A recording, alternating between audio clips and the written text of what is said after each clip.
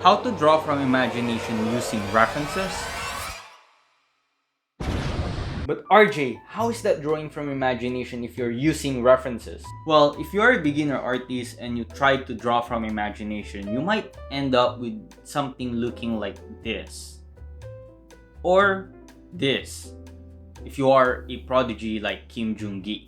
Well, I'm not a prodigy and I'm not Kim Jung Gi, so well, that's good. That's okay. You're not alone. So, in this video, I'm going to show you how to actually train yourself to draw from imagination using references. My name is RJ and I'm a self-taught artist and animator behind Studio De Laron, and in this channel, we talk about art, drawing, and animation. If you're new to this channel and you like the content I'm creating, feel free to subscribe. I need to feed my dog. The first technique is to find the mannequin. Now there's a lot of different tutorials on the basic shapes and forms used in the human body, but this is the basic formula of the mannequin I am using, based of course on a breakdown I did. Now you have to train yourself to find and draw this mannequin in your references, and this comes with practice. So don't worry about getting it right or wrong, especially if you are a beginner, because what's important here is that you are engaging your mind as you draw.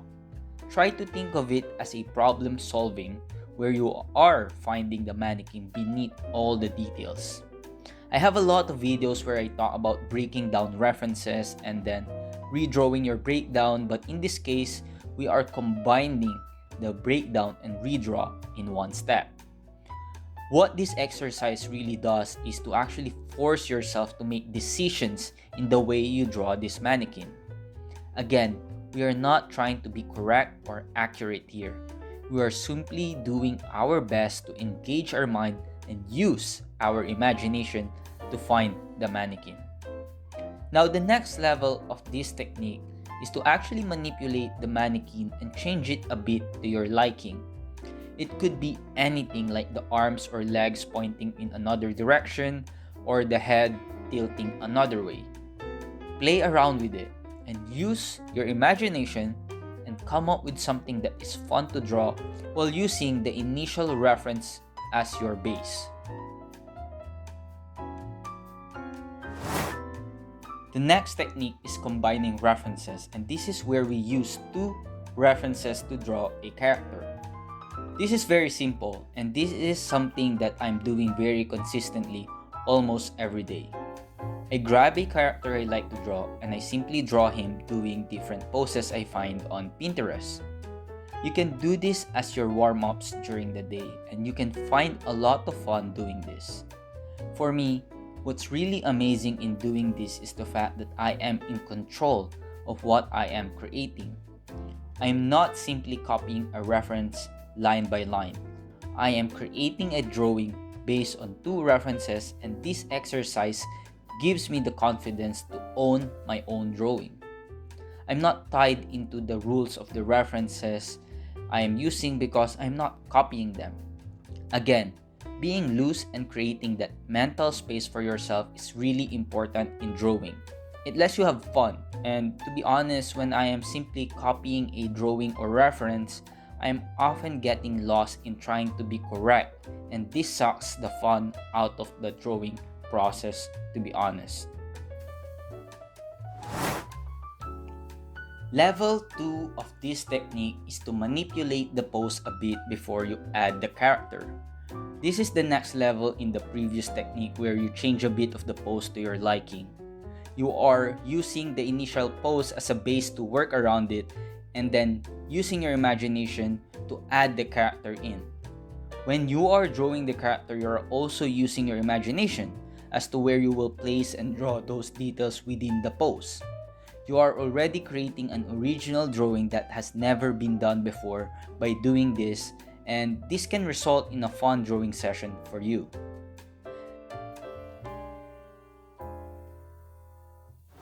The last level of this technique is actually to come up with your own pose.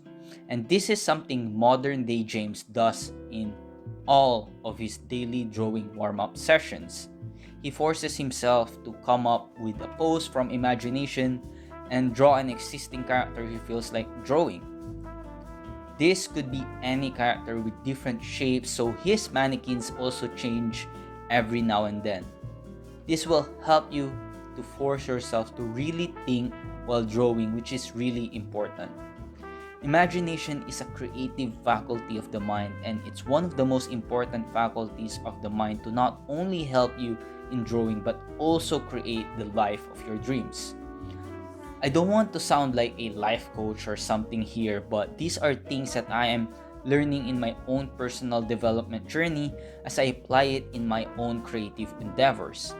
So let me know down in the comments below if you want me to add some mindset content in my videos focusing on drawing. The third technique I want to share is called Repose. Becker actually done this, and I was really blown away with this technique of Repose.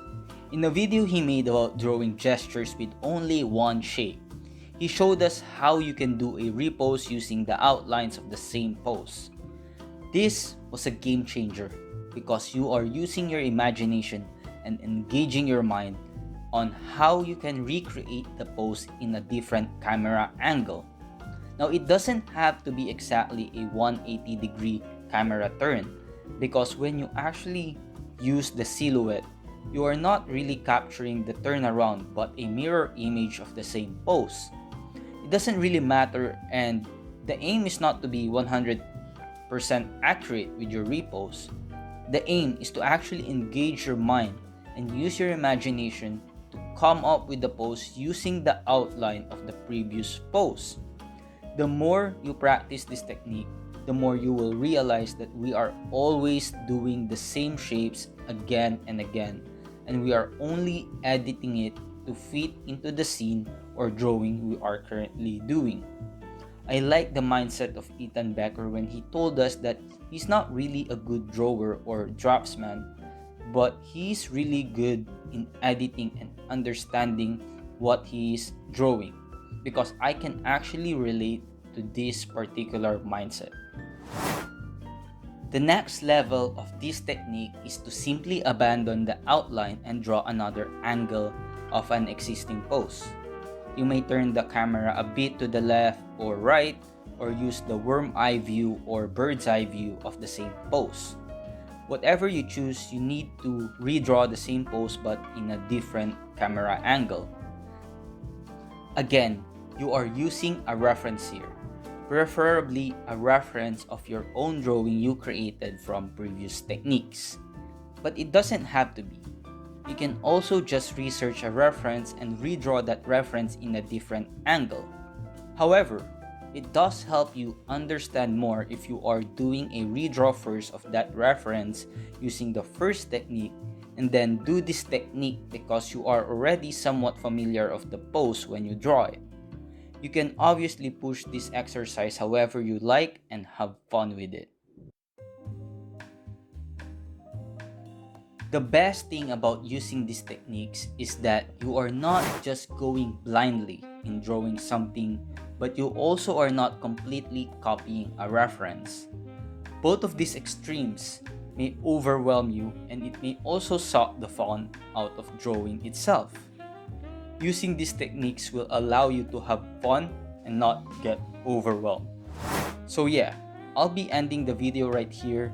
Subscribe for more art, drawing, and animation videos, and I'll see you in the next video. And as always, keep on creating so you can make this world more beautiful with your imagination.